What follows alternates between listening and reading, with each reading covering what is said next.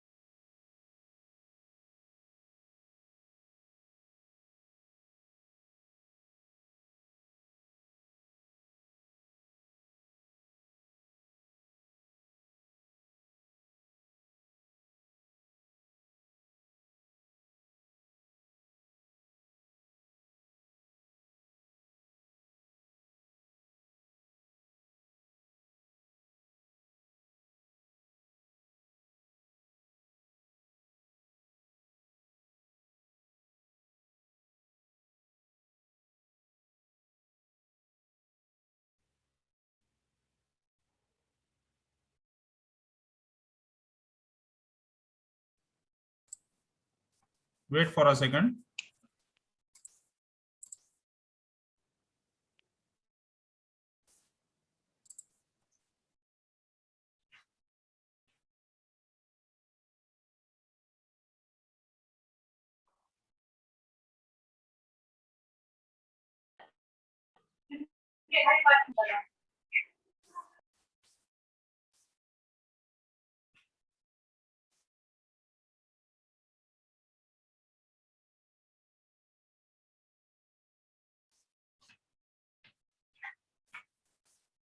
एक मिनट के लिए वेट कीजिए, मोबाइल का कनेक्शन प्रॉब्लम आ रहा है कुछ तो।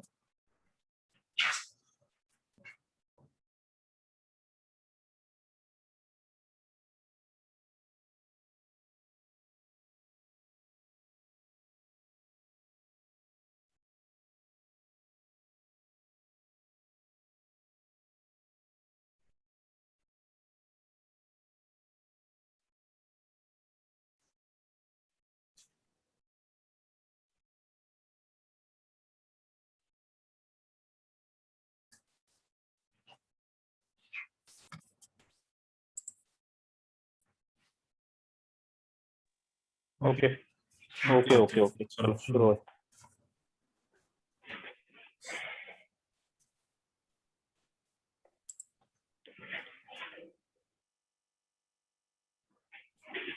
ठीक है, केमिकल बॉन्डिंग मॉलिक्यूलर स्ट्रक्चर में वो हो रहा है।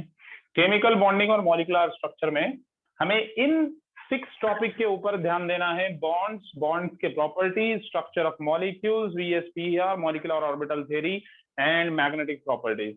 इस 6 टॉपिक के बाहर का इस चैप्टर में कुछ भी आपको पूछा नहीं जाएगा, ठीक है। यूं समझ लिए, इट इज गारंटीड। इसके बाहर का आपको कुछ नहीं आएगा। तो स्टार्ट करते हैं सबसे पहले अपन बॉन्ड से। ओके, बॉन्ड से स्टार्ट करते हैं। तो बॉन्ड जो है जनरली क्या होता है और बॉन्ड के टाइप्स कितने होते हैं, किसे कहते हैं अपन बॉन्ड। बॉन्ड का मतलब होता है when 2 or more atoms combine together to form a molecule is called as a chemical bond। जब 2 या उससे ज्यादा एटम्स आपस में किसी फोर्स ऑफ अट्रैक्शन की वजह से अटैच हो जाते हैं, तब क्या तैयार होता है, बॉन्ड तैयार होता है। जैसे कि अगर आपके पास हाइड्रोजन है और आपके पास हाइड्रोजन है, हाइड्रोजन और हाइड्रोजन मिलके आपस में क्या बना दिया, H2 का मॉलिक्यूल। करेक्ट है, क्या क्रिएट कर रहा है, H2 का मॉलिक्यूल। यहाँ पर H और H आपस में किसी ना किसी फोर्स ऑफ अट्रैक्शन से अटैच हो गया है, राइट। ये हाइड्रोजन और ये हाइड्रोजन आपस में अटैच हो गया है due to some force of attraction. इस फोर्स ऑफ अट्रैक्शन को अपन क्या कहते हैं, केमिकल बॉन्ड। ठीक है, बहुत ही बेसिक है। तो केमिकल बॉन्ड कितने टाइप के होते हैं हमारे, केमिकल बॉन्ड होते हैं। हमारा सबसे पहला केमिकल बॉन्ड जो होता है वो होता है कोवैलेंट बॉन्ड। सेकंड टाइप जो है हमारा वो है आयनिक बॉन्ड, और थर्ड टाइप जो है हमारा वो है coordinate covalent bond. Coordinate covalent bond, metallic bond की मैं यहाँ पर coordinate covalent bond, metallic bond की हम यहाँ पर बात नहीं कर रहे हैं। क्यों नहीं कर रहे हैं? क्योंकि मेटालिक बॉन्ड की कोई ऐसा स्पेसिफिक क्राइटेरिया होता नहीं है। जितने मेटल्स होते हैं सारे मेटालिक बॉन्ड तैयार करते हैं, है ना, all metal form metallic bonds. इसलिए मेटल्स के बारे में हम मेटालिक बॉन्ड स्पेसिफिकली नहीं सीखते हैं। कोवैलेंट बॉन्ड, आयनिक बॉन्ड और कोऑर्डिनेट कोवैलेंट बॉन्ड, आपको कोई मॉलिक्यूल दिया जाता है और आपको पूछा जाता है identify which bonds are participating to form this molecule, कौन से बॉन्ड इसमें पार्टिसिपेट कर रहे हैं बॉन्ड ये मॉलिक्यूल बनाने के लिए। तो वन बाय वन आते हैं अपन। सबसे पहला है अपना कोवैलेंट बॉन्ड।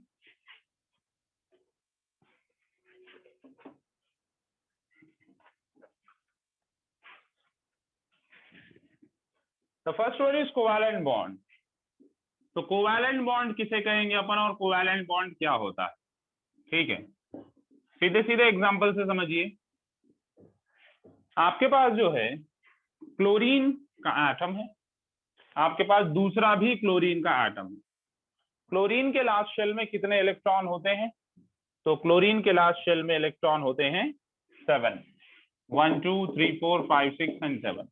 क्लोरीन के लास्ट शेल में कितने इलेक्ट्रॉन होते हैं? 1 2 3 4 5 6 एंड 7। ठीक है, आप जानते हो कि every atom wants to complete its octet. हर एटम उसका ऑक्टेट कंप्लीट करना चाहता है, उसके लास्ट शेल में 8 इलेक्ट्रॉन लाना चाहता है। इसके लास्ट शेल में 7 इलेक्ट्रॉन है और इसके लास्ट शेल में भी 7 इलेक्ट्रॉन है। अब क्योंकि दोनों के पास सिमिलर इलेक्ट्रॉन है तो कोई किसी का इलेक्ट्रॉन यहाँ पे ले और दे नहीं सकता है। इसलिए ये क्या करते हैं, ये एक इलेक्ट्रॉन और ये इलेक्ट्रॉन मिलके क्या करता है, यहाँ पर बॉन्ड तैयार करता है। एक इलेक्ट्रॉन मिलके यहाँ पर क्या करता है, बॉन्ड बनाता है। और ये जो बॉन्ड बना है, इस बॉन्ड में इसने भी एक इलेक्ट्रॉन डोनेट किया है और इसने भी एक इलेक्ट्रॉन डोनेट किया है। जब म्यूचुअल शेयरिंग ऑफ इलेक्ट्रॉनों से, right, when the mutual sharing of electron happens to form the molecule, जब इलेक्ट्रॉनों की म्यूचुअल शेयरिंग होती है किसी बॉन्ड को बनने के लिए, तब आप इसको कहते हो कोवैलेंट बॉन्ड। तब आप किसे कहते हो, covalent bond. So all and all के सर हम कैसे आइडेंटिफाई कर सकते हैं कि इसमें कोवैलेंट बॉन्ड है या और कौन सा बॉन्ड है? तो बस आप उसकी इलेक्ट्रोनेगेटिविटी का डिफरेंस चेक कीजिए। क्या चेक करेंगे आप? यहाँ पर ब्रैकेट में लिख देता हूं मैं, चेक इलेक्ट्रोनेगेटिविटी डिफरेंस। क्या चेक करना है आपने? Electronegativity difference. अगर इलेक्ट्रोनेगेटिविटी डिफरेंस बिल्कुल नहीं है या निग्लेजिबल, बिल्कुल नहीं है या फिर कैसा है, निग्लेजिबल है, तो आप क्या कहोगे, यहाँ पर कौन सा बॉन्ड तैयार हो रहा है, कोवैलेंट बॉन्ड। ठीक है, कौन सा बॉन्ड बनेगा वहां पर, कोवैलेंट बॉन्ड। कैसे इलेक्ट्रोनेगेटिविटी बिल्कुल नहीं है या निग्लेजिबल है हम आइडेंटिफाई कर सकते हैं? जैसे कि हमने कहा क्लोरीन के लास्ट ऑर्बिट में कितने इलेक्ट्रॉन है, 7। इस क्लोरीन के भी लास्ट ऑर्बिट में कितने इलेक्ट्रॉन है, 7। दोनों के लास्ट ऑर्बिट में 7 एंड 7 इलेक्ट्रॉन है। डिफरेंस ऑफ इलेक्ट्रॉन है क्या बीच में? नहीं है।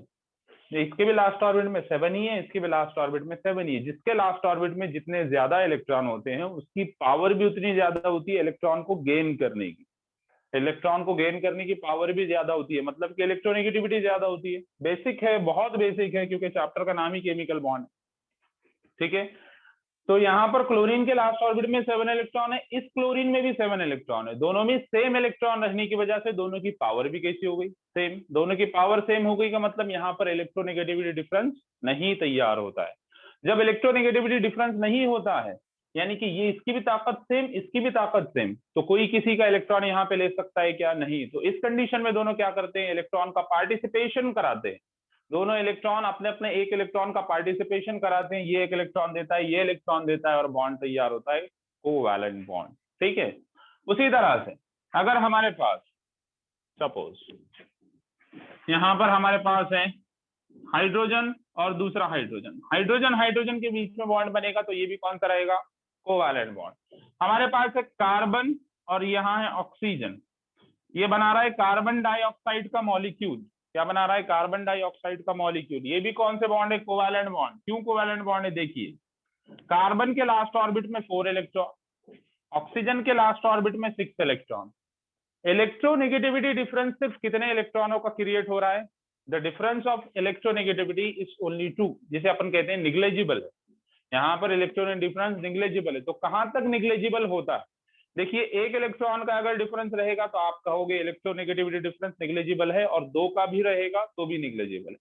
3 या उससे अगर ज्यादा होता है, 3 इलेक्ट्रॉनों का डिफरेंस है या उससे ज्यादा इलेक्ट्रॉनों का अगर डिफरेंस आता है, तो आप कहोगे कि इलेक्ट्रोनेगेटिविटी डिफरेंस है यहाँ पर, राइट। इलेक्ट्रोनेगेटिविटी डिफरेंस है, और जिसका इलेक्ट्रोनेगेटिविटी ज्यादा होगा वो इलेक्ट्रॉन को गेन करेगा। लेकिन अभी के लिए यहाँ देखिए, कार्बन के लास्ट ऑर्बिट में कितने इलेक्ट्रॉन है? 4। ऑक्सीजन के लास्ट ऑर्बिट में कितने इलेक्ट्रॉन है? 6। 2 ही इलेक्ट्रॉनों का डिफरेंस है, जो डिफरेंस माना नहीं जाता है, जो कि डिफरेंस माना नहीं जाता है। तो इस केस में, इस कंडीशन में हम क्या करेंगे? इस कंडीशन में हम कहेंगे कि यहाँ पर भी क्या होगा?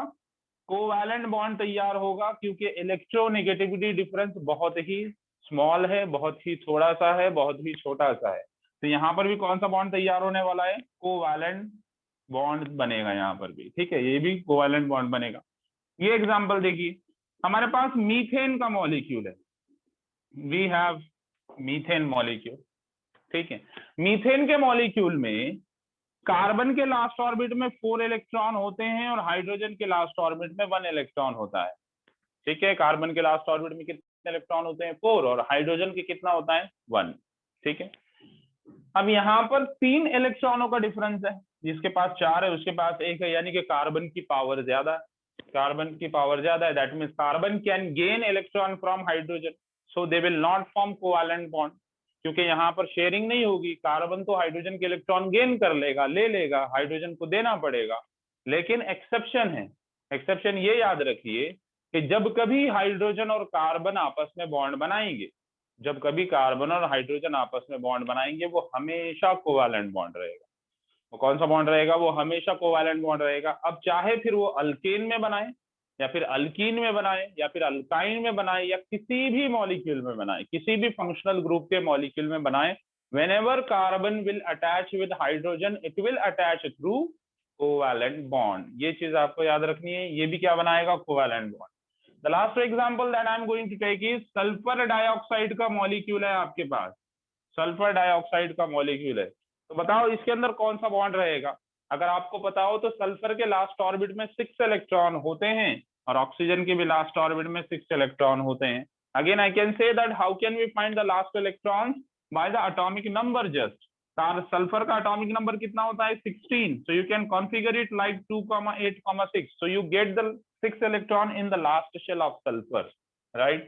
Similarly, you can configure the oxygen. Oxygen has atomic number 8, so you can configure it like 2,6, so you get the 6 electron in its last shell. So we say that oxygen contains 6 electron in its last shell, and sulfur also contains 6 electron in its last shell. So both has the same electron in their last shell.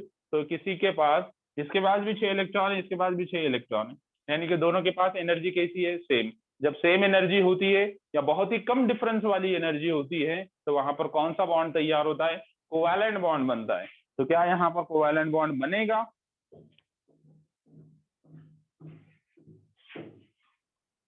Give me the answer fast. Will sulfur dioxide form covalent bond or any other else bond? Covalent. Covalent. और बताइए, covalent bond ही बनाना चाहिए ना इसने, क्योंकि sulphur के last orbit में कितने electron आ रहे हैं? 6। ऑक्सीजन के भी कितने आ रहे हैं? 6। Please sit with pen and notebook and try to note down all whatever the stuff running on the board। जो भी बोर्ड पे चल रहा है वो सब नोट में लिखा करो। नोट्स दिए गए हैं आपको, नोट्स दिए गए हैं, लेकिन वो नोट हमने पढ़े हुए हैं, हमने पढ़ाए हुए हैं। ये जो आप खुद लिख के लोगे, ये आपने सीखा हुआ रहेगा, ठीक है, जिसे अपन कहते हैं लेक्चर रनिंग नोट्स। और मेरे अकॉर्डिंग सबसे प्रीशियस नोट्स यही होते हैं जो लेक्चर रनिंग नोट्स होते हैं, क्योंकि सारा लेक्चर आपको जो है एक पेज में आप बिठा देते हो, और वो सारा लेक्चर आपको एक पेज में, अगर आप उतना एक पेज देख लेते हो तो हमें पूरा लेक्चर वहीं पर याद आ जाता है कि सर ने इसके बारे में क्या क्या बताया था, ठीक है। तो इसको नोट किया करो, लिख कर लिया करो। तो सल्फर डाइऑक्साइड के बीच में कौन सा बॉन्ड बनता है? तो सल्फर के लास्ट ऑर्बिट में 6 इलेक्ट्रॉन होते हैं, और ऑक्सीजन के भी लास्ट ऑर्बिट में 6 इलेक्ट्रॉन होते हैं। मानो यहाँ पर सल्फर के लास्ट ऑर्बिट में 6 है, ऑक्सीजन के भी लास्ट ऑर्बिट में 6 है। माना कि इन दोनों में इलेक्ट्रोनेगेटिविटी डिफरेंस नहीं है, लेकिन अब थोड़ा सा जो है यहाँ पर एक एक्सेप्शन है। एक्सेप्शन है यहाँ पर। इसके लिए आपको जाना पड़ेगा पीरियोडिक प्रॉपर्टी में। कहां पर जाना पड़ेगा? पीरियोडिक प्रॉपर्टी में। पीरियोडिक प्रॉपर्टी क्या है? देखिए फिर पीरियोडिक प्रॉपर्टी में आपने ये सीखा था कि कोई भी अगर आपके पास ग्रुप है, इन एनी ग्रुप, कोई भी ग्रुप, जैसा कि मेरे पास 16 नंबर का ग्रुप है जिसे अपन क्या कहते हैं? 6 से, ध्यान से सुनो। ओ स्टाइल से तेल पॉलिश, यानी कि ऑक्सीजन, सल्फर, सेलेनियम, टेलोरियम और polonium. In any group if you move down from top to bottom, है ना, in any group if you move down from top to bottom, एक minute, yes, if you move down from top to bottom then the electronegativity decreases, right? electronegativity decreases मतलब क्या हुआ कि oxygen से अगर मैं पोलोनियम तक आ जाऊं तो इलेक्ट्रोनेगेटिविटी कम होती चली जाती है, इलेक्ट्रोनेगेटिविटी डिक्रीज होती है। तो सबसे ज्यादा इलेक्ट्रोनेगेटिविटी किसकी है? ऑक्सीजन की। उससे कम इलेक्ट्रोनेगेटिविटी किसकी है? सल्फर की। उससे कम किसकी है? सेलेनियम की। उससे कम किसकी है? टेलोरियम की। उससे कम किसकी है? पोलोनियम की। लेकिन उसमें भी एक बात याद रखो, जो पहले दो एलिमेंट है ना आपके पास, फर्स्ट टू एलिमेंट, यहां पर इलेक्ट्रोनेगेटिविटी डिफरेंस बहुत ज्यादा होता है। यहाँ पहले फर्स्ट टू एलिमेंट्स में इलेक्ट्रोनेगेटिविटी डिफरेंस बहुत ज्यादा होता है। सपोज अगर यहाँ पर ऑक्सीजन का इलेक्ट्रोनेगेटिविटी अगर 2.3 है तो सल्फर की इलेक्ट्रोनेगेटिविटी 1.2 है। ठीक है, सपोज, सिर्फ सपोज कीजिए, एग्जांपल दे रहा हूं। ऑक्सीजन की इलेक्ट्रोनेगेटिविटी अगर 2.3 म्यू है तो सल्फर की इलेक्ट्रोनेगेटिविटी कितनी होती है? 1.2। सेलेनियम की होती है 1.1, टेलोरियम की होती है 1 समझिए, और इसके पोलोनियम की है 0.9। यहां से यहां पर इलेक्ट्रोनेगेटिविटी ग्रेजुअली कम होती है। ठीक है, values are not original, just give for giving the example. यहां पर क्या हो रहा है? इलेक्ट्रोनेगेटिविटी ग्रेजुअली डिक्रीज होती है, लेकिन पहले दो में इलेक्ट्रोनेगेटिविटी बहुत ज्यादा डिक्रीज हो जाती है, बहुत ज्यादा, फर्स्ट टू में। जिसका मतलब ये हुआ कि सल्फर की इलेक्ट्रोनेगेटिविटी ऑक्सीजन के कंपैरिजन में बहुत कम होती है। वैल्यूज देखिए, और ये वैल्यूज को देखिए, ये 2.3 है, ये 1.2 है। अब नीचे देखिए 1.1, 1, 0, 0.9, यहाँ पर धीरे धीरे धीरे धीरे कम हो रही है। अगर मुझे पूछा जाए कि इसमें और इसमें इलेक्ट्रोनेगेटिविटी डिफरेंस कैसा है, तो मैं कहूंगा बहुत ही कम है। इसमें और इसमें इलेक्ट्रोनेगेटिव डिफरेंस कैसा है? बहुत कम है। इसमें और इसमें इलेक्ट्रोनेगेटिव डिफरेंस कैसा है? बहुत कम है। लेकिन अगर पहले दो की अगर मैं बात कर रहा हूँ तो फर्स्ट टू में इलेक्ट्रोनेगेटिविटी डिफरेंस कैसा है? बहुत ज्यादा। यहाँ पर इलेक्ट्रोनेगेटिव डिफरेंस कैसा है? बहुत ज्यादा। That means oxygen is more electronegative than sulfur। Oxygen की इलेक्ट्रोनेगेटिविटी सल्फर से कैसी है? बहुत ज्यादा है। ठीक है, ऑक्सीजन की इलेक्ट्रोनेगेटिविटी अगर ज्यादा है तो इसका मतलब क्या है? इसका मतलब ये है कि बॉन्ड के इलेक्ट्रॉन ऑक्सीजन गेन करेगा और सल्फर को इलेक्ट्रॉन लॉस करने पड़ेंगे। जिसकी इलेक्ट्रोनेगेटिविटी ज्यादा होती है वहां पर क्या होता है? ऑक्सीजन क्या करेगा? इलेक्ट्रॉनों को गेन करेगा और सल्फर लॉस करेगा। जो इलेक्ट्रॉनों को गेन करेगा उस पर चार्ज क्या आ जाएगा? माइनस, और जो लॉस करेगा उस पर चार्ज क्या आ जाएगा? प्लस। जहां पर पोलराइजेशन क्रिएट हो जाता है, जहां पर चार्जेस क्रिएट हो जाते हैं, जहां पर पोलराइजेशन क्रिएट हो जाता है, वो कोवैलेंट बॉन्ड नहीं होता है। वो कोवैलेंट बॉन्ड नहीं होता है, इसलिए सल्फर डाइऑक्साइड कोवैलेंट बॉन्ड नहीं है। तो फिर कौन सा बॉन्ड है? ये आयनिक बॉन्ड है। कौन सा बॉन्ड है? आयनिक बॉन्ड है। क्यों? क्योंकि यहाँ पर प्लस और माइनस चार्जेस क्रिएट हो रहे हैं। जहां पर प्लस और माइनस चार्जेस क्रिएट होते हैं उसे अपन कौन सा बॉन्ड कहते हैं? Ionic bond. क्योंकि प्लस और माइनस का मतलब होता है आयन। प्लस और माइनस का मतलब क्या होता है? आयन। तो इसलिए सल्फर डाइऑक्साइड कोवैलेंट बॉन्ड में नहीं आता है, बल्कि कौन से में आता है? आयनिक बॉन्ड में। याद रखिएगा।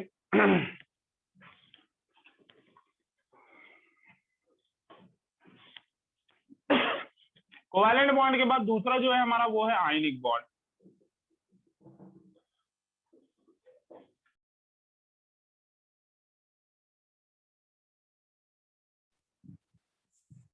आयनिक बॉन्ड उन मॉलिक्यूल्स के बीच में तैयार होगा, उन एटम्स के बीच में तैयार होगा जिनमें इलेक्ट्रोनेगेटिविटी सेम नहीं रहेगी। जहां पर चार्जेस क्रिएट होंगे, जहां पर पोलराइजेशन क्रिएट होगा, वहां पर तैयार होगा आयनिक बॉन्ड। सेम क्वेश्चन कि हम कैसे आइडेंटिफाई करें कि वहां पर आयनिक बॉन्ड बन रहा है? तो वहां पर आयनिक बॉन्ड बन रहा है, आप ऐसे आइडेंटिफाई कर सकते हो कि आप देखोगे कि यहाँ पर इलेक्ट्रोनेगेटिविटी डिफरेंस सेम होता है या फिर बहुत कम होता है कोवैलेंट बॉन्ड। लेकिन आप जब आयनिक बॉन्ड में आ जाओगे तो यहाँ पर इलेक्ट्रोनेगेटिविटी डिफरेंस बहुत ज्यादा होता है। यहाँ इलेक्ट्रोनेगेटिव डिफरेंस कैसा होता है, बहुत ज्यादा होता है। ठीक है, एग्जाम्पल देखिए, आपके पास NaCl है, Na और Cl ने मिलकर आपस में क्या बनाया है, बॉन्ड बनाया है।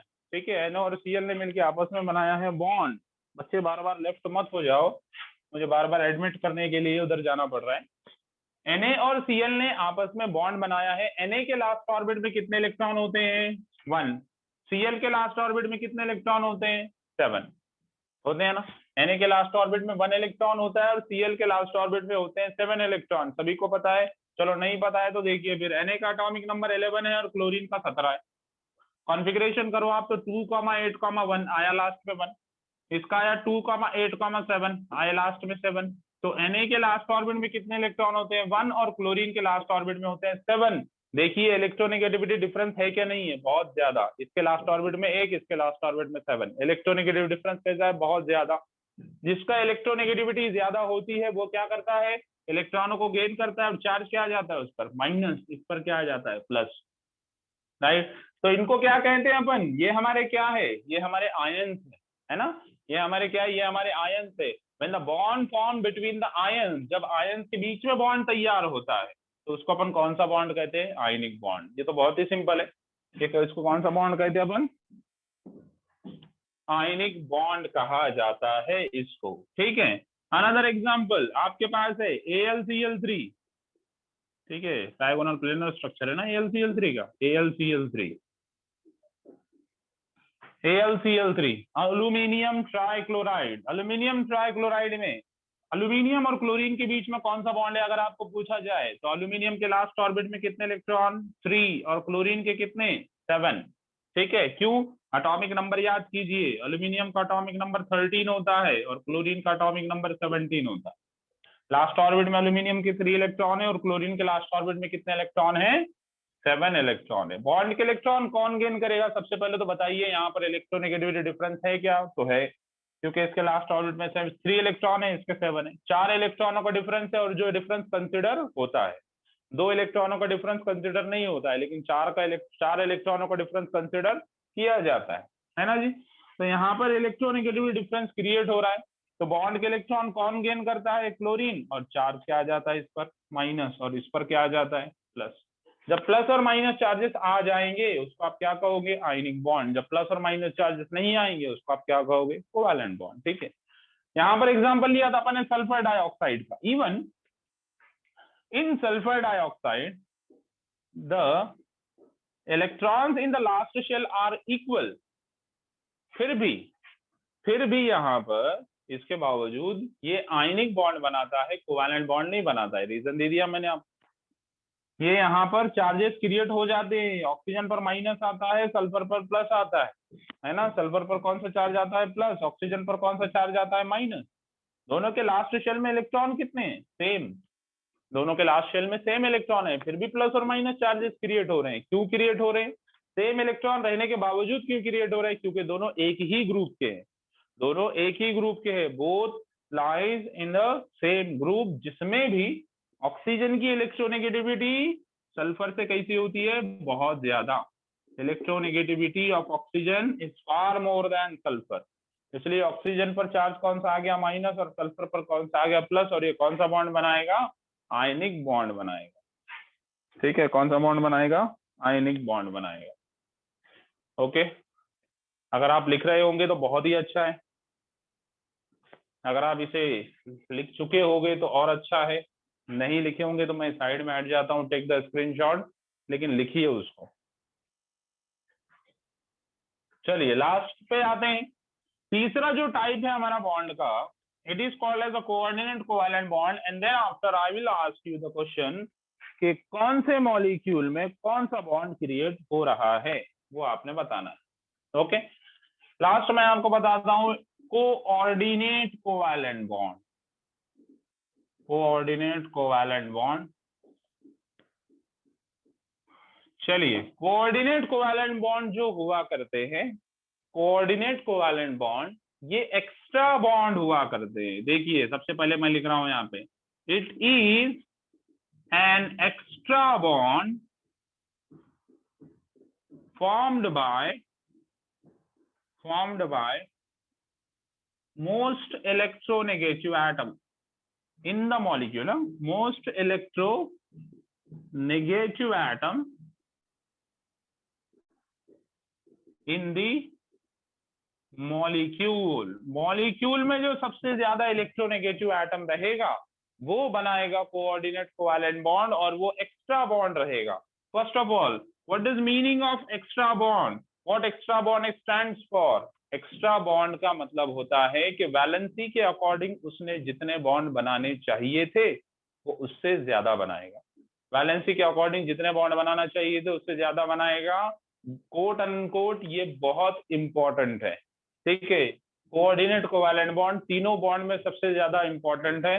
कोऑर्डिनेट कोवैलेंट बॉन्ड पर ही एग्जामिनर का फोकस ज्यादा होता है, क्योंकि यहाँ पर कुछ आइडेंटिफाई करना है तुम्हें.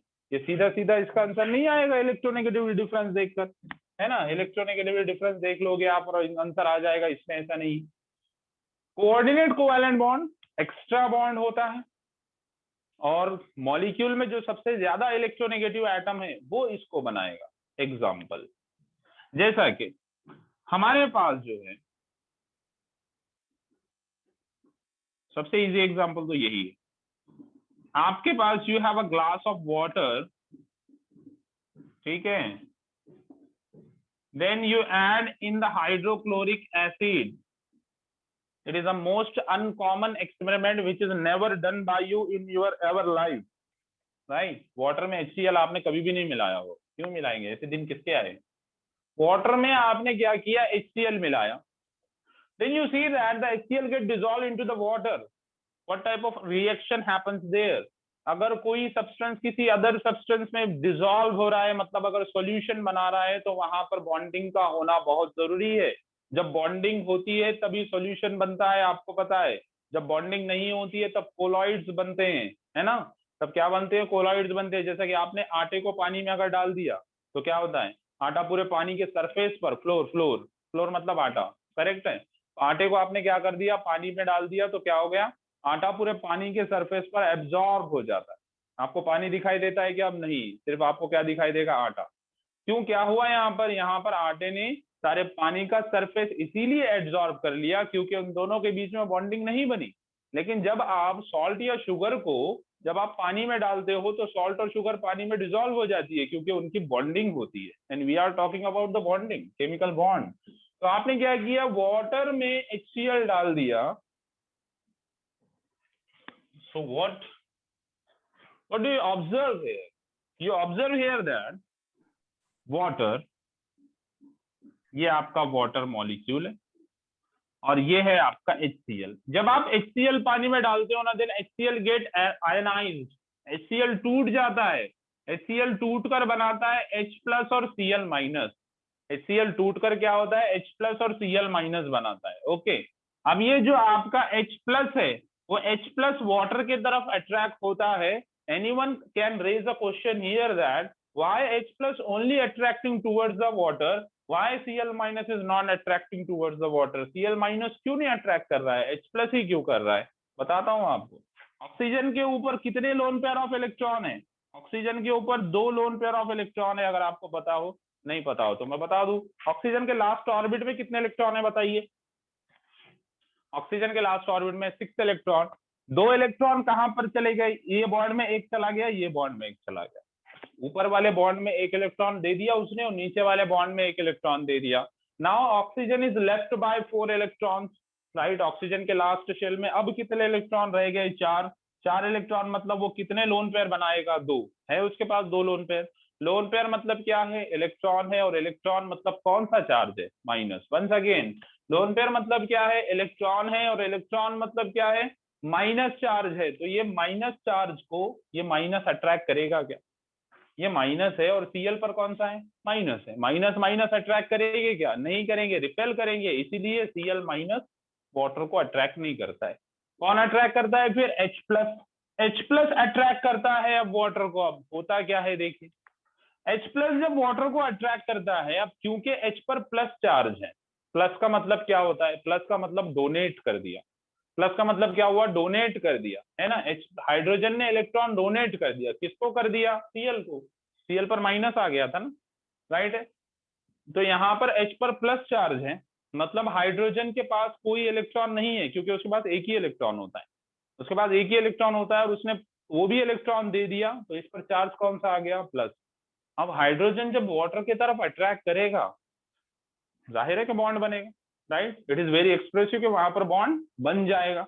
लेकिन बॉन्ड बनाएगा कौन, हाइड्रोजन के पास तो इलेक्ट्रॉन है ही नहीं, हाइड्रोजन के पास इलेक्ट्रॉन है ही नहीं। तो इस केस में होता ये है, देखिए इधर, ये आपका H2O, ये आपका H2O, ये one lone pair of electron, जो दूसरा लोन पेयर ऑफ इलेक्ट्रॉन है ऑक्सीजन का, जो दूसरा लोन पेयर ऑफ इलेक्ट्रॉन है ऑक्सीजन का, ऑक्सीजन उसको बॉन्ड बनाने के लिए यूज करता है हाइड्रोजन के साथ। ऑक्सीजन उसको बॉन्ड बनाने के लिए यूज करता है हाइड्रोजन के साथ। एक बॉन्ड में कितने इलेक्ट्रॉन होते हैं, वन बॉन्ड कंटेन्स 2 इलेक्ट्रॉन। तो ये 2 इलेक्ट्रॉन कहां से आए, ये 2 इलेक्ट्रॉन इस लोन पेयर से आए, राइट। ऑक्सीजन उसको यूज करता है बॉन्ड बनाने के लिए हाइड्रोजन के साथ। अब जरा चार्जेस के बारे में सुनिए। हाइड्रोजन के ऊपर कौन सा चार्ज था, प्लस। लेकिन अब क्या किया हाइड्रोजन ने ऑक्सीजन से इलेक्ट्रॉन गेन किया, oxygen gaining electron from oxygen, है ना। बॉन्ड बनाया ना उसने, बॉन्ड बना मतलब कि बॉन्ड हाइड्रोजन ने भी लिया है ना, वो बॉन्ड हाइड्रोजन की तरफ ही आया है, यानी कि वो बॉन्ड किसने गेन किया है, हाइड्रोजन ने, राइट है।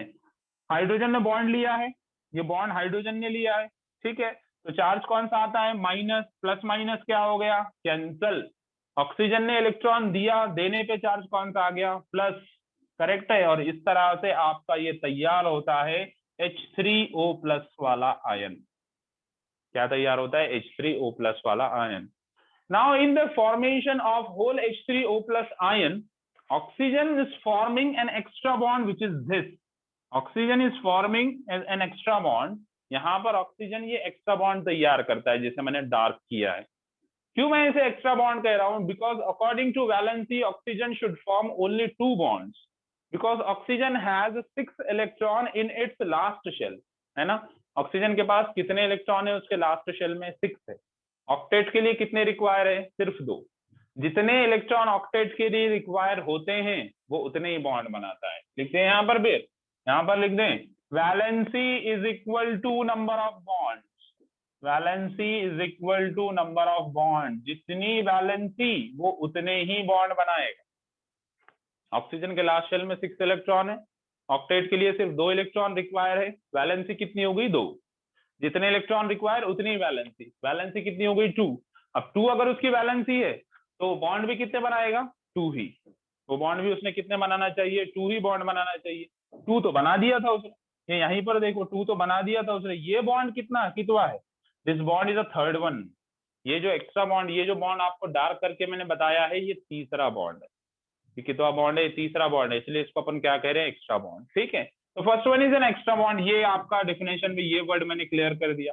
दूसरा, formed by most electronegative atom, formed by most electronegative atom. इसमें पूरे में मोस्ट इलेक्ट्रोन एटम कौन सा है, ऑक्सीजन ही है। सबसे ज्यादा इलेक्ट्रोनेगेटिविटी किसकी है, ऑक्सीजन की है, क्योंकि हाइड्रोजन के लास्ट शेल में 1 इलेक्ट्रॉन होता है और ऑक्सीजन के लास्ट शेल में 6 इलेक्ट्रॉन होते हैं। तो इलेक्ट्रोनेगेटिविटी ज्यादा किसकी हो गई, ऑक्सीजन की। ऑक्सीजन सबसे ज्यादा इलेक्ट्रोनेगेटिव है यहाँ पे, राइट। तो एक्स्ट्रा बॉन्ड भी कौन बनाएगा, ऑक्सीजन ही बनाएगा, तो ऑक्सीजन ही बना रहा है, ठीक है। So an extra bond formed by most electronegative atom, this bond is called as coordinate covalent bond. This bond is called as coordinate covalent bond. Okay. Coordinate covalent bond is also called as dative bond. इसी को अपन क्या कहते हैं, इसी को अपन dative bond भी कहते हैं। ओके, बहुत एग्जामिनर की नजर होती है डेटिव बॉन्ड पर और कोऑर्डिनेट कोवैलेंट बॉन्ड पर, और बड़ा सिंपल है। जो मॉलिक्यूल में आपको इलेक्ट्रोनेगेटिव एटम दिख रहा है, सबसे ज्यादा इलेक्ट्रोनेगेटिव एटम, अगर वो एक्स्ट्रा बॉन्ड तैयार कर रहा है किसी दूसरे एटम के साथ, एक्स्ट्रा बॉन्ड अगर बना रहा है किसी दूसरे एटम के साथ, आप कहोगे कि ये कोऑर्डिनेट कोवैलेंट बॉन्ड है। ओके, ये कोऑर्डिनेट कोवैलेंट बॉन्ड है। ओके, मैं अगर यहाँ पर आपका थोड़ा सा डेफिनेशन को शॉर्ट कर दूं तो भी चलेगा, ठीक है। It is an extra bond formed by only one atom. ये डेफिनेशन थोड़ा और भी ज्यादा सिंपल है। कोई एक ही एटम एक्स्ट्रा बॉन्ड बनाता है, जैसे कि यहाँ पर ये पूरा बॉन्ड कौन बना रहा है, ऑक्सीजन ही बना रहा है। हाइड्रोजन ने इस बॉन्ड में कुछ भी अपना इलेक्ट्रॉन दिया क्या, दोनों इलेक्ट्रॉन किसने लगाया, ऑक्सीजन ने ही। दोनों इलेक्ट्रॉन एक ही एटम लगा रहा है और वो एक्स्ट्रा बॉन्ड है। It is an extra bond formed by only one atom. ये डेफिनेशन सही है, सिंपल है, इसी को रहने देते हैं। एक्स्ट्रा बॉन्ड बनेगा और एक ही एटम बनाएगा। Okay, coordinate covalent bond is shown by arrow. ठीक है, शोन बाय एरो, प्रॉपर्टी कोई डिफरेंट नहीं है, वो भी बॉन्ड ही है जैसे ये बॉन्ड है। बस इसको मैं ऐसे ये दूसरों के जैसे ऐसे सीधी लाइन नहीं लिखता हूँ, स्ट्रेट लाइन ड्रॉ नहीं करते हैं। जैसे ये लाइन आपने ड्रॉ की, इसको ऐसा स्ट्रेट लाइन नहीं ड्रॉ करते हैं, इसको अपन ऐसा एरो से बताते हैं। इसको हम क्या करते हैं, बस ऐसे एरो से बता दे ताकि पता चले कि ये बॉन्ड कैसा है, एक्स्ट्रा है। ये बॉन्ड कौन सा है, कोऑर्डिनेट है। ये बॉन्ड किसने बनाया है, ऑक्सीजन ने बनाया है हाइड्रोजन के साथ। Therefore this arrow is going from oxygen to hydrogen. This arrow is going from oxygen to hydrogen, क्योंकि ये बॉन्ड किसने बनाया है, ऑक्सीजन ने बनाया है हाइड्रोजन के साथ। समझ में आ गई बात। So the extra bond formed by only one atom is called as the coordinate covalent bond. First of all, let me clear this, कि आपको ये क्लियर हो गया है कि ये मुझे आप क्लियर करो।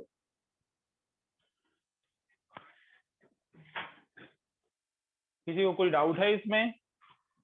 सर आपने क्या कहा था कि it is form by most electronegative atom. Yes, फिर H2SO4 में सल्फर बॉन्ड बनाता है कोऑर्डिनेट इसीलिए मैंने, ऑक्सीजन। राइट, इसीलिए मुझे भी सेम एग्जांपल बाद में ध्यान में आया। सिर्फ मुझे H2SO4 का ही ध्यान में नहीं आया, मुझे SO3 का भी ध्यान में आ गया, मुझे SO4 2 माइनस का भी ध्यान में आया, मुझे PO4 3 माइनस का भी एग्जांपल ध्यान में आया। इन सभी एग्जांपल में सेंट्रल एटम जो है एक्स्ट्रा बॉन्ड बना रहा है, ना कि इलेक्ट्रोनेगेटिव एटम। तो डेफिनेशन कहीं ना कहीं थोड़ी सी रॉन्ग हो रही थी, इसीलिए मैंने उस लाइन को कट कर दिया वहां से। वो डेफिनेशन सूट करती है हाइड्रोजन बॉन्ड में। Hydrogen bond is formed by the most electronegative atom, वो वहां पर सूट करती है, इसीलिए मैंने आगे वो लाइन को ही कट कर दिया। ठीक है, क्योंकि वो डेफिनेशन रॉन्ग हो रही थी, मुझे भी सेम एग्जांपल ध्यान में आया था। Very nice. ठीक है, तो वो थोड़ा सा रॉन्ग कंसेप्ट है, इसीलिए अपन ने उसको कट ही कर दिया। हमने कहा it is an extra bond formed by only one atom, that's all. और किसी कोई डाउट? No sir. चलो फिर तो रेडी है मेरे दो। पहला सवाल आपको, first question in front of you. आपको बताना है कि MgCl2 में कौन सा बॉन्ड है। आपको बताना है कि अगर आपके पास कोई अगर साइनाइड है तो इसमें कौन सा बॉन्ड है। आपको बताना है कि अगर आपके पास कोई फॉस्फेट है तो इसमें कौन से बॉन्ड है। फॉस्फेट मत ले लो।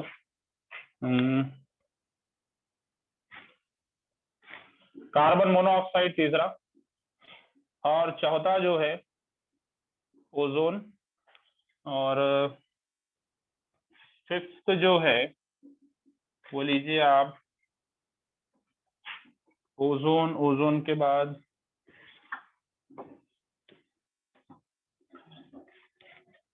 मैं यहाँ पर आपको दूंगा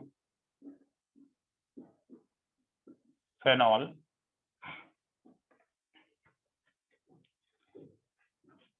ठीक है, और यहाँ पर हमारे पास है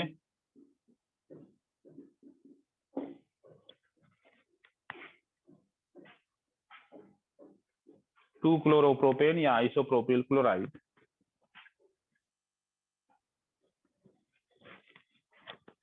सभी 6 एग्जांपल्स में आपको हर डिफरेंट एटम के बीच में बॉन्ड बताना है। डिफरेंट एटम, जैसा मैग्नीशियम क्लोरीन, यहाँ दो ही टाइप के एटम है, तो मैग्नीशियम क्लोरीन में आप बॉन्ड बताओगे।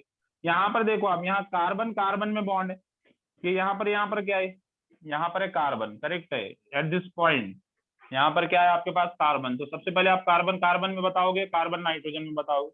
यहाँ पर आप कार्बन ऑक्सीजन में बताओगे, यहाँ पर आप ऑक्सीजन ऑक्सीजन में बताओगे, यहाँ पर ऑक्सीजन कार्बन में और ऑक्सीजन हाइड्रोजन में बताओगे। यहाँ पर आप बताओगे कार्बन हाइड्रोजन में और कार्बन क्लोरीन में। ठीक है, बताइए फिर। तो पहले में आयोनिक। पहले में आयनिक, सही है। सर स्क्रीन चला गया ना, सॉरी सॉरी सॉरी। पहले में आयनिक करेक्ट है।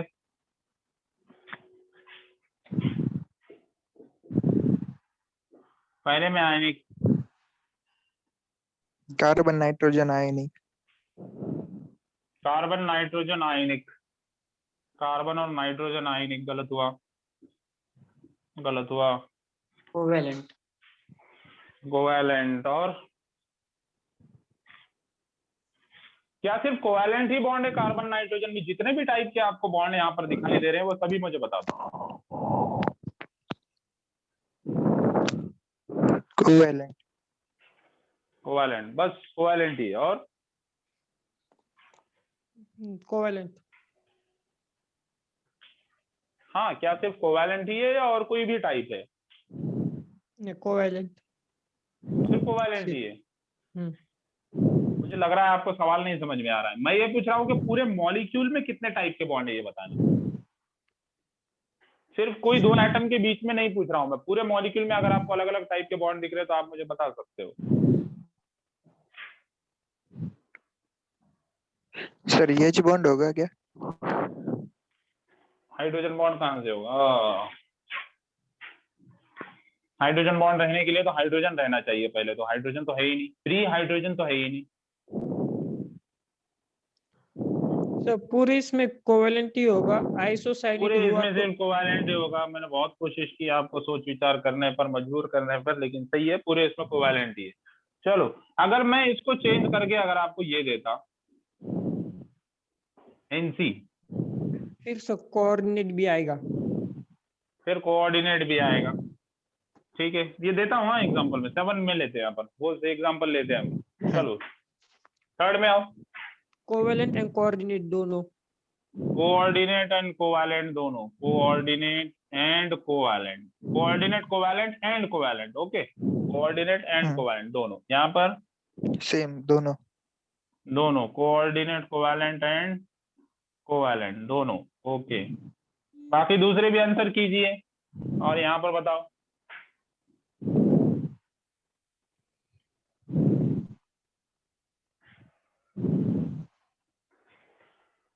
कोवेलेंट। हाँ,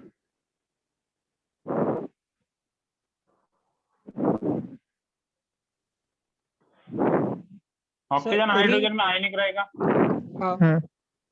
ऑक्सीजन हाइड्रोजन में कैसा बॉन्ड रहेगा? आयनिक रहेगा, ओके।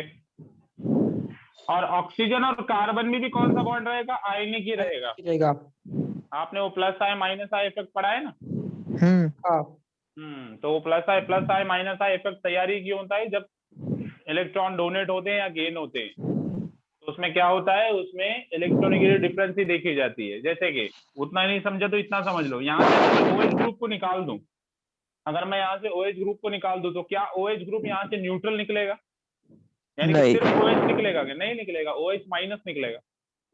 OH माइनस निकलेगा का मतलब क्या है? अगर मैं इसको यहाँ से OH निकाल दूं तो OH माइनस निकलेगा यहाँ से। इसका मतलब ये हुआ कि OH पर माइनस है और ये वाला जो कार्बन है उसका जिससे वो अटैच है, यहाँ ये जो कार्बन है ना उस पर प्लस है। तो जहाँ प्लस और माइनस चार्जेस होते हैं वो आयनिक बॉन्ड है। तो ऑक्सीजन और कार्बन में आयनिक बॉन्ड, और ऑक्सीजन और हाइड्रोजन में भी कौन सा बॉन्ड? आयनिक, क्योंकि ऑक्सीजन और हाइड्रोजन इलेक्ट्रोनेगेटिविटी डिफरेंस बहुत ज्यादा। ऑक्सीजन के लास्ट शेल में 1 इलेक्ट्रॉन, हाइड्रोजन के लास्ट शेल में, सॉरी, ऑक्सीजन के लास्ट शेल में 6 इलेक्ट्रॉन, हाइड्रोजन के लास्ट शेल में 1 इलेक्ट्रॉन। तो दोनों तरफ भी कौन सा बॉन्ड बनेगा? आयनिक। तो बस यहाँ पर आयनिक ही बॉन्ड है। यहाँ बताओ, ऐसा है आयनिक एंड कोवेलेंट। सर ये यहाँ पर ये बनेगा कोवैलेंट, ये कौन सा बनाएगा? कोवैलेंट। और ये कौन सा बनाएगा? आयनिक। बोलो पांडे क्या बोल रहे हैं? सर फिफ्थ में कार्बन कार्बन का तो कोवेलेंट है ना? कार्बन कार्बन का कोवैलेंट है, ये भी तो लेना पड़ेगा मुझे, ये बात भी सही है, ये तो भी तो लेना पड़ेगा। यहाँ कार्बन कार्बन के बीच में कौन सा बॉन्ड है? कोवैलेंट। इवन कार्बन और हाइड्रोजन के बीच में भी कौन सा बॉन्ड है? कोवैलेंट। यहाँ पर ये जो है, ये जो कॉर्नर है, कॉर्नर पर कौन प्रेजेंट होता है? CH, है ना? कौन प्रेजेंट होता है? CH। और C और H के बीच में कौन सा बॉन्ड होता है? ना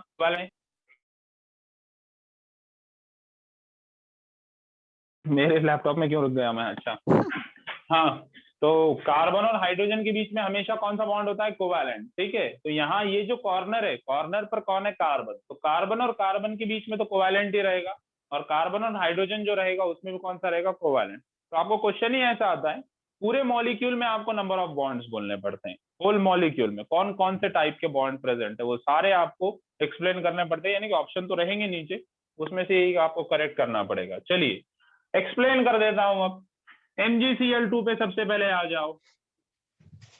मैग्नीशियम लास्ट शेल में 2 इलेक्ट्रॉन, क्लोरीन के लास्ट शेल में 7 इलेक्ट्रॉन। अब सब म्यूट कर दो अपने आप को, नॉइस आता है।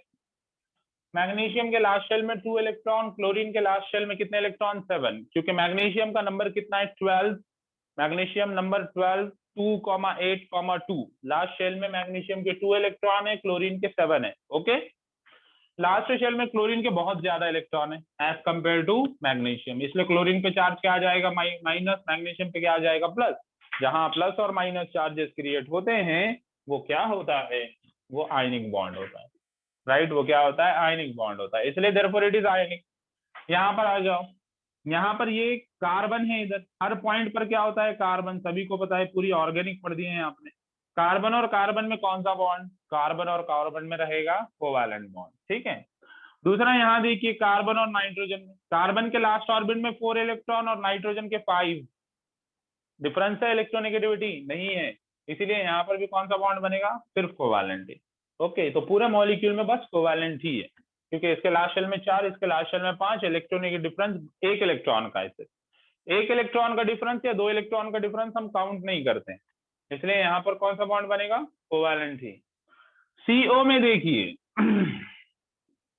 ये जो आपका CO है, ये जो आपका CO है, तो ये C कार्बन, देखो मैं इसको क्लास में भी आपको बहुत बार एक्सप्लेन कर चुका हूं। कार्बन के लास्ट शेल में 4 electron, 1 2 3 4। Okay, don't get on the dance floor. 1 2 3 4 5 6। Oxygen के लास्ट शेल में कितने इलेक्ट्रॉन है? 6। कार्बन के कितने हैं? 4। ओके, पहले तो ऑक्सीजन क्या करेगा? डबल बॉन्ड बना देगा। पहले तो ऑक्सीजन डबल बॉन्ड बना देगा, क्योंकि वो बनाता है, ऑक्सीजन 2 बॉन्ड बनाता है, वो बना दिया उसने। लेकिन कार्बन का क्या? कार्बन तो 4 बॉन्ड बनाता है ना, इसलिए कार्बन दोनों इलेक्ट्रॉनों से कोऑर्डिनेट कोवैलेंट बॉन्ड बनाता है। ठीक है, except which is a temporary bond. अब आप कहोगे कि सर ऑक्सीजन क्यों बना रहा है? ऑक्सीजन ने तो 2 ही बनाने थे, यहाँ तो ऑक्सीजन तीसरा बन रहा है। वैसे भी कोऑर्डिनेट कोवैलेंट बॉन्ड कैसा बॉन्ड होता है? टेम्पररी होता है ना, इसलिए वो बहुत जल्द ब्रेक हो जाता है। इसलिए कार्बन मोनोऑक्साइड बहुत ही अनस्टेबल मॉलिक्यूल है, वो तुरंत जल्दी से ऑक्सीजन के साथ मिल जाएगा, एयर के साथ, और कार्बन डाइऑक्साइड में कन्वर्ट हो जाएगा। इसलिए हम जो है कार्बन मोनोऑक्साइड को बना नहीं सकते हैं बनता ही नहीं है वो जल्दी से, अनस्टेबल है वो, कोऑर्डिनेट कोवैलेंट बॉन्ड होता है उसके अंदर। तो समझ में आ गई है बात? तो यहाँ पर क्या हुआ? पहले 2 इलेक्ट्रॉनों से क्या बनेगा? डबल बॉन्ड, क्योंकि ऑक्सीजन डबल बॉन्ड बनाता है, ऑक्सीजन डबल बॉन्ड बनाता है। और यहाँ पर ऑक्सीजन के अकॉर्डिंग रूल चलेगी। क्यों रूल चलेगी? क्योंकि ऑक्सीजन मेजोरिटी में, मतलब ये है कि ऑक्सीजन की इलेक्ट्रोनेगेटिविटी ज्यादा है ना कार्बन से। ऑक्सीजन के लास्ट शेल में 6 इलेक्ट्रॉन है, कार्बन के 4 है, तो यहाँ पर पहले तो डबल बॉन्ड बन जाएगा। अब बचेंगे जो 2 इलेक्ट्रॉन, इन दोनों इलेक्ट्रॉन से बनेगा कोऑर्डिनेट कोवैलेंट बॉन्ड। कौन सा बनेगा? Coordinate covalent bond. इस तरह से ये कौन सा बॉन्ड हुआ? कोवैलेंट। और ये कौन सा हुआ? Coordinate covalent. सर उसमें ओ बनाएगा सर, शायद कोऑर्डिनेट कोवैलेंट। सर वो बनाएगा, कार्बन नहीं बनेगा।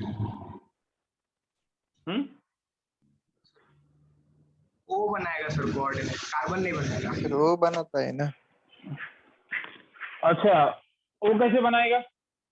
सर ऑक्सीजन ओ के के पास इलेक्ट्रॉन इलेक्ट्रॉन है इसलिए। वो के पास इलेक्ट्रॉन है क्या? कार्बन के पास इलेक्ट्रॉन नहीं है। सर कार्बन ही बनाता है। वो बनाता नहीं है। सर, यूजर का ऑक्सीजन नाम बनाता है क्या इसका। है पहले तो?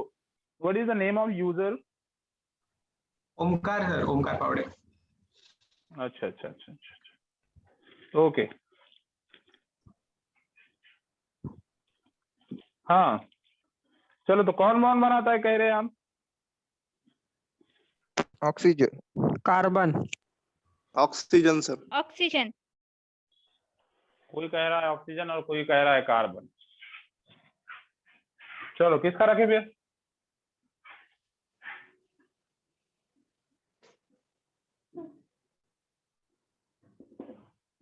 हाँ, क्या सही लगता है? ऑक्सीजन ही बनाता है।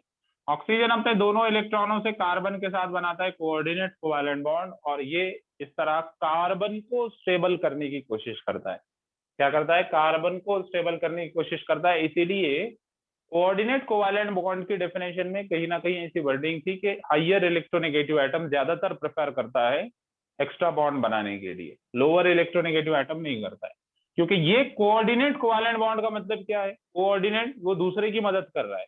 तो इसलिए ऑक्सीजन क्या कर रहा है? कार्बन की यहाँ पर हेल्प कर रहा है। ऑक्सीजन कार्बन की हेल्प कर रहा है ताकि उसकी वैलेंसी कंप्लीट हो जाए 4 इलेक्ट्रॉनों से, जिसमें ऑक्सीजन का नुकसान है, लेकिन ये कैसा बॉन्ड है? टेम्पररी है ना, वो जल्दी से वापस ले लेगा, ये फिर से वापस चला जाएगा। इसलिए दोनों इलेक्ट्रॉन इधर शिफ्ट होते हैं और बनता है कोऑर्डिनेट कोवैलेंट बॉन्ड कार्बन के साथ। बिल्कुल सही है, ऑक्सीजन कार्बन के साथ कोऑर्डिनेट कोवैलेंट बॉन्ड तैयार करता है। ओके, O3 में आ जाओ। ओजोन, ओजोन किस तरह होता है? ओजोन इस तरह होता है। ये कौन सा बॉन्ड? कोवैलेंट, और ये कौन सा बॉन्ड? Coordinate covalent. ओके, ये हुआ ओजोन के बारे में। फिर नेक्स्ट क्या है हमारा? नेक्स्ट है ये, इसमें तो मैंने आपको बता दिया। यहाँ पर कौन सा बॉन्ड बनेगा ऑक्सीजन और कार्बन के बीच में? ऑक्सीजन और कार्बन के बीच में कौन सा बनेगा? आयनिक। ठीक है, यहाँ पर कौन सा बॉन्ड बनेगा? आयनिक। यहाँ पर भी कौन सा बॉन्ड बनेगा ऑक्सीजन और हाइड्रोजन के बीच में? आयनिक। कार्बन और कार्बन के बीच में कोवैलेंट। ठीक है, यहाँ पर कार्बन और हाइड्रोजन के बीच में कोवैलेंट, क्योंकि कार्बन हर हाइड्रोजन के साथ कोवैलेंट बॉन्ड ही बनाता है। कार्बन किसी भी हाइड्रोजन के साथ कोवैलेंट बॉन्ड ही बनाता है। कार्बन और क्लोरीन आयनिक बॉन्ड, क्योंकि कार्बन के लास्ट ऑर्बिट में 4, क्लोरीन के 7। क्लोरीन इलेक्ट्रॉन लेकर निकल जाता है। अगर आप यहाँ से क्लोरीन को निकालो तो क्लोरीन यहाँ से कैसा निकलेगा? Cl- और यहाँ पर आ जाएगा प्लस। प्लस और माइनस चार्ज तैयार हो रहे हैं, मतलब कि कौन सा बॉन्ड है? Ionic bond. लेकिन जब आप यहाँ से हाइड्रोजन को निकालो ना, तो हाइड्रोजन ऐसा H+ नहीं निकलेगा, ये यहाँ होमोलिसिस होगा बॉन्ड का। क्या होगा? होमोलिसिस। और जब आप हाइड्रोजन को निकालोगे तो हाइड्रोजन रेडिकल निकलेगा। हाइड्रोजन अपना अपना एक इलेक्ट्रॉन ले लेगा बॉन्ड से, एक इलेक्ट्रॉन लेके निकल जाएगा, H+, रेडिकल निकलेगा, होमोलिसिस होगा बॉन्ड का।